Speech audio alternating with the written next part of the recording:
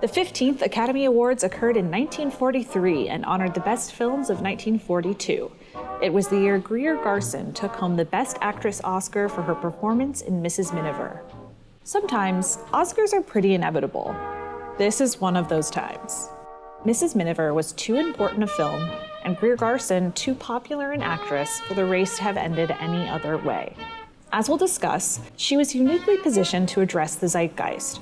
Her performance galvanized the nation and provided an example of wartime resilience that inspired everyone from the average American to fellow movie stars to President Roosevelt himself. Although Greer's Oscar was basically preordained, it's definitely worth mentioning her competition, many of which delivered performances that in another year may have had a fighting chance. Bette Davis in Now Voyager as a spinster who blossoms into her own when she escapes a depressive home life and finds love. Katharine Hepburn in Woman of the Year, the first of 9 collaborations with Spencer Tracy, as a badass international affairs reporter who falls for a sports writer. Rosalind Russell in My Sister Eileen as a writer who moves into a shabby New York City apartment with her actress sister. And Teresa Wright in Pride of the Yankees as the wife of legendary baseball player Lou Gehrig.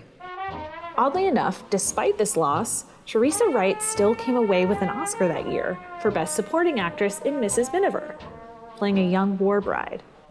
But it was Greer Garson as Kay Miniver who ultimately won the Best Actress prize. Based on a series of short story articles by Jan Struther, Mrs. Miniver depicts the entry of Britain into World War II, including Dunkirk and the Blitz, through the lens of an average middle-class family. As their tranquil lives are upended by the conflict, Kay anchors the family with resolute bravery, and even slaps a Nazi for good measure. Modern audiences may not be familiar with Greer Garson, so perhaps in retrospect, it's difficult to imagine her defeating such recognizable names. But taking a closer look at her career, Greer Garson kind of owned the 1940s. She was recruited from the London stage by Louis B. Mayer in 1937. When she accepted his offer to become a contract player at MGM, she almost immediately regretted it. MGM was unsure of what to do with a woman at the ancient age of 33, so she sat around for an entire year just waiting for them to give her something to do. In a time when top actresses were expected to make 3 to 5 films per year, this felt like a professional death sentence. America finally met Greer Garson for the first time in 1939's Goodbye, Mr. Chips. From the moment her character emerged from the mist, audiences were absolutely entranced. This was just the beginning of Greer's decade-long grip on the hearts of the American public and marked her first of 6 Best Actress Oscar nominations in the 1940s. Her popularity was unmatched. When motion picture exhibitor polls listed the top 10 box office stars each year, Greer was one of only 2 women to appear multiple times in the 1940s. The most successful for films was Mrs. Miniver. Greer didn't originally want to do the film. She was understandably offended that at age 38, they were asking her to play the mother of an adult son. And as a side note, she did date and later marry the actor who played her son, Richard Ney. MGM asked her to hide the romance until after the Oscars because they thought the scandal of her dating a younger man would ruin her chances at winning. People still found out, but obviously no harm was done. Anyway, thankfully Greer came around to the role. Mrs. Miniver began filming at a time when explicitly anti-Nazi films weren't necessarily endorsed by the industry. Executives were slow to criticize Hitler's regime, fearing any disparaging remarks would alienate the vast revenue stream provided by the German film market. Many of these studio heads were also Jewish and/or European, and though anti-fascist, did not want to call attention to their faith, anticipating anti-Semitic smears. A sizable isolationist faction in the United States, including the America First camp, slandered them regardless. They accused studio heads of having, quote, inborn prejudices that were foreign to American interests, and pressured Hollywood to avoid political commentary and stick to lighthearted entertaining. Louis B. Mayer, who was notoriously sensitive to isolationist criticism and offensive depictions of Germans, warned director William Wyler to tone down Mrs. Miniver's brutish portrayal of a downed Nazi pilot. Wyler was livid, but incorporated the notes and continued filming on schedule. And then, 1 month into filming, Pearl Harbor happened, and that changed everything. Now, Americans faced the same ruthless enemy that had disrupted the Minivers' carefree lives. Film historian Mark Harris notes in his book, Five Came Back, that everyone on the project knew America's entry into the war would fundamentally transform how Mrs. Miniver would be perceived. Quote, "They were no longer sympathetic foreigners, but examples of fortitude that Americans could follow." The next day, Wyler received a call from Louis B. Mayer. "I've been thinking about that scene. You do it the way you want." The dam was broken. Isolationist sentiments lost credibility, and audiences' appetite for anti-Nazi content grew overnight. Greer, positioned at the helm of a film Variety would later call one of the strongest pieces of propaganda against complacency, was in the best possible role to address this demand.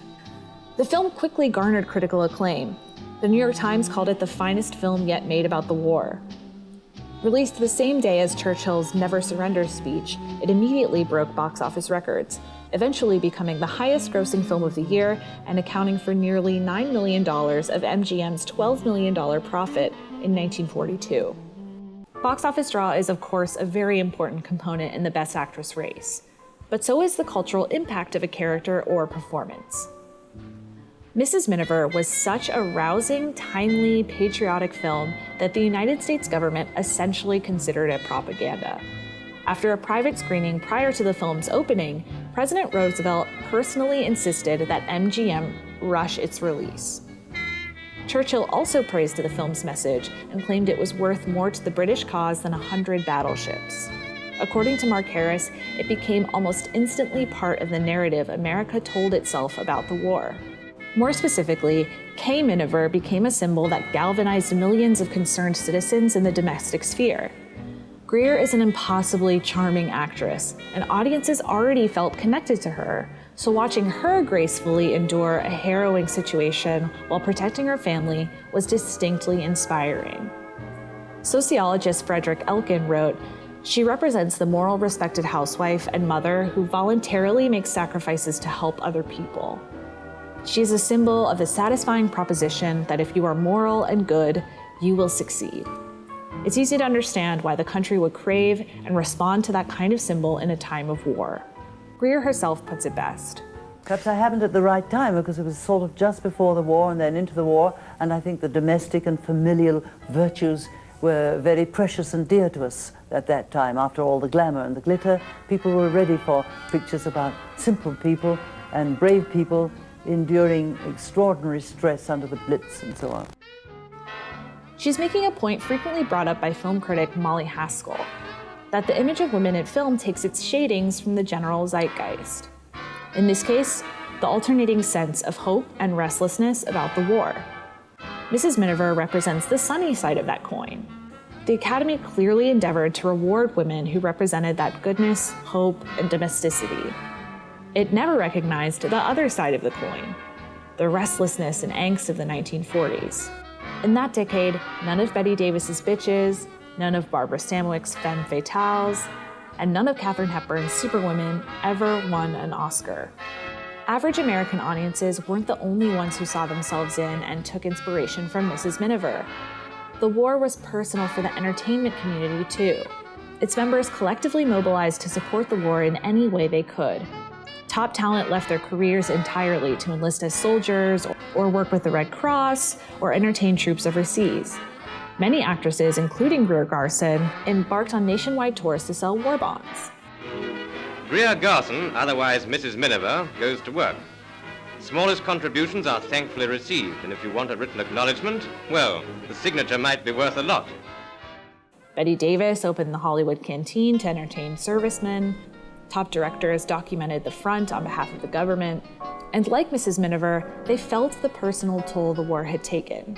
Hollywood was full of European transplants, Greer Garson and William Wyler among them, whose hometowns were under constant bombardment by the Nazis.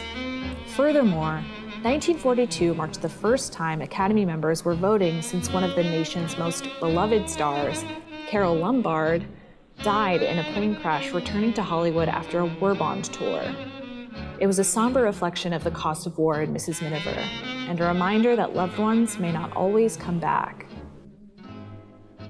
Americans, and more significantly for this video, Oscar voters were in need of a symbol.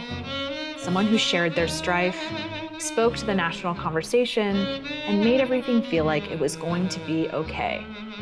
Greer Garson gave them that in Mrs. Miniver, and in return, they gave her an Oscar. Her acceptance speech famously went on for over 5 minutes, which deeply annoyed everyone present. Still, 5 minutes seems like the least we can allow to someone who gave a performance that affected audiences for decades. Thank you so much for watching this video. If you would like to see more, please check out my channel below, and do not forget to like and subscribe. Thanks so much. Bye!